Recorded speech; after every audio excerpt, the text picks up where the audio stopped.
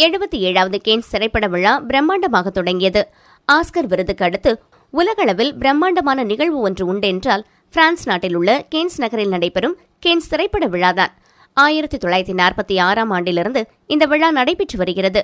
மதிப்புமிக்க திரைப்பட விழாவான கேன்ஸ் திரைப்பட விழாவில் உலகளவில் நடிகர் நடிகைகள், தயாரிப்பாளர்கள், இயக்குநர்கள் என பல திரைப்பிரபலங்கள் பங்கேற்பார்கள்.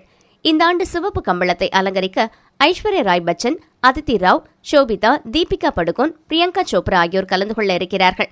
தொடக்கம் மற்றும் நிறைவு விழாவை பிரெஞ்சு நடிகை கேமல் கோட்டின் தொகுத்து வழங்குகிறார். மேலும் ராதிகா ஆப்தே நடித்து சிஸ்டர் மிட்நைட் உள்ளிட்ட 7 படங்கள் திரைப்பட விழாவில் திரையிடப்பட்டுள்ளது. கேன்ஸ் திரைப்பட விழா மே 15ஆம் தேதி இரவு இந்திய நேரப்படி 7:15 மணிக்கு கோலாகலமாக தொடங்கியது. இந்த விழாவின் தொடக்கத்தில் மீ டூ இயக்கம் பற்றி விவாதிக்கப்பட்டது. பல நல்ல விஷயங்களை திரைப்படம் மூலமாக இந்த சமூகத்திற்கு கொடுக்கும் இந்த துறை சரியான பாதையில் செல்ல வேண்டும் என்று கிரேட்டா கெர்விக் கருத்துக்களை முன்வைத்தார்.